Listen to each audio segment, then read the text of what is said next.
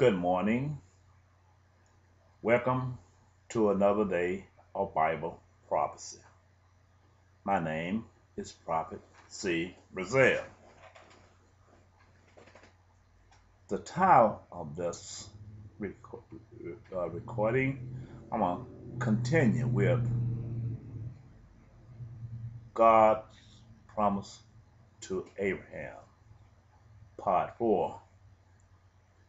It's essential that I continue on this path for a short discussion or how long it would take, because it is where we all came a separated peoples, where racism made its made made made a major impact on today's world.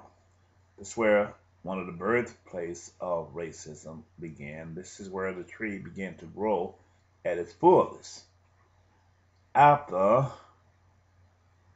the children of Israel, the house of Jacob, had came out of bondage out of Egypt. This was the part that was waiting on them one day, was freed from slavery by God, by the hands of the Lord. Now, as I always like to do, there's other sub chapters. I still want to remain with the words of Jeremiah, the prophecy of Jeremiah that God gave to Jeremiah in Jeremiah chapter 1, I believe verse 14, and chapter 25 of Jeremiah, because it has something to do where the two different forces meet one with the other, the Gentiles and the Hebrews, where it speaks about, when you uncode the prophecy spoken of in Jeremiah chapter 25, it clearly speaks of a genocide acting itself out within these later days.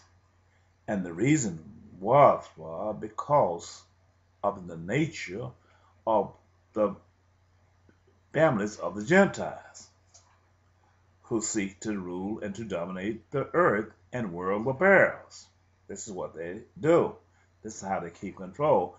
If you're over the world, if you're over your family, then you're the ruler of that family. If you're over the neighborhood, then you're the ruler of the neighborhood. It just goes on, and it broadens itself. Man, when he established a city, well, you're the mayor of the city. This is the head of that city. But when you go to a state, it's the head of the state. And then when you go to a nation, then it's the head. But this part here is where men's and nations, a family unit upon the face of this earth, have united themselves together to take control of the entire earth, impose only their law as being the law of the land. What this does, in their belief, they take, and if one nation, one family origin, take and unite the people in somewhat to make it look as if that he is done working in their favor, but yet he's serving in his own favor, of his own behalf, then he gonna create rules and regulations to fit his purpose, and to allow him to safeguard him, to make him the head of his law, of the called democracy. This is the way it is.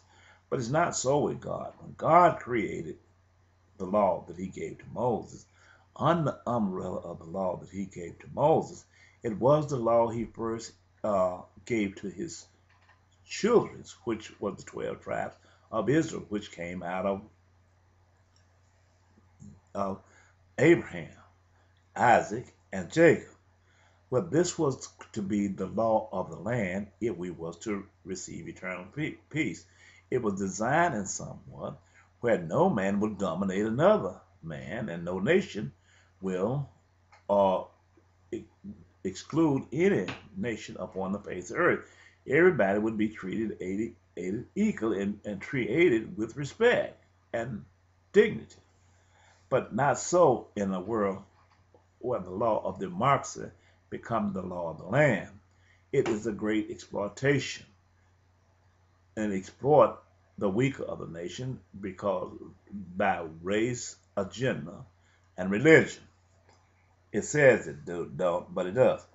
Now, it don't take long to run through this here and run out of time, so I want to use these few minutes here to start a sub chapter that I'm going to read from, and this is where I want to start from, as usual, to keep you focused on the mindset where God said in His own word that He will send a comforter to you to reprove all these things. This is what I'm trying to do. John chapter 16. These things, read Jesus speaking before He was crucified. These things have I spoke unto you, that you shall not be offended. They shall put you out of the synagogue. Yes, the time cometh, that whosoever killeth you will think that he does God service. And these things will they do unto you, because they have not known the Father, nor me. But these things have I told you, that when the time shall come, you shall remember that I told you of them. And these things I said not unto you at the beginning, because I was with you. But now I go my way to him that sent me, and none of you ask me, whither goest thou? But because I have said these things unto you, sorrow has filled the heart. Nevertheless, I tell you the truth. It is expedient for you that I go away. For if I go not away, the Comforter will not come unto you. But if I depart, I will send him unto you. And when he is come, he will reprove the world of sin, and of righteousness, and of judgment. Of sin, because they believe not on me. Of righteousness, because I go to my Father, and you see me no more. Of judgment, because the prince of this world is judged. I have yet many things to say unto you, but you cannot bear them now. Howbeit, when he, the Spirit of truth, is come, he will guide you into all truth. But he shall not speak of himself, but whatsoever he shall hear, that shall he speak, and he will show you things to come.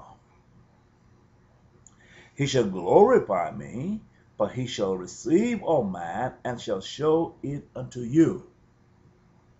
All things that the Father has are mine.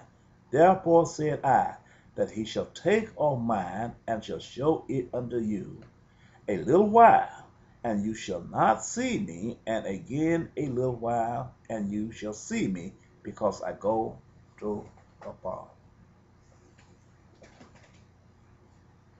When Jesus Christ was speaking to his disciples before his departure to return to his Father in heaven who sent him,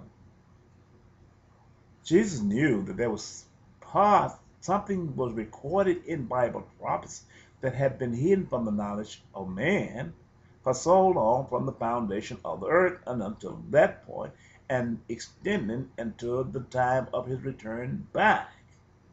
He knew that man was going to grow into technology, and the things that was hidden from the eyes of man, which technology, which would become the fruit of the technology, results from the fruit of technology, would be hid from them, which the Father himself, God, had spoke concerning from the foundation of the world. But when he sent the Comforter back, which was an attachment unto Jesus, which was the Spirit of Moses, he would reprove and show these things, that these things indeed were spoken from the foundation of the world until the end. And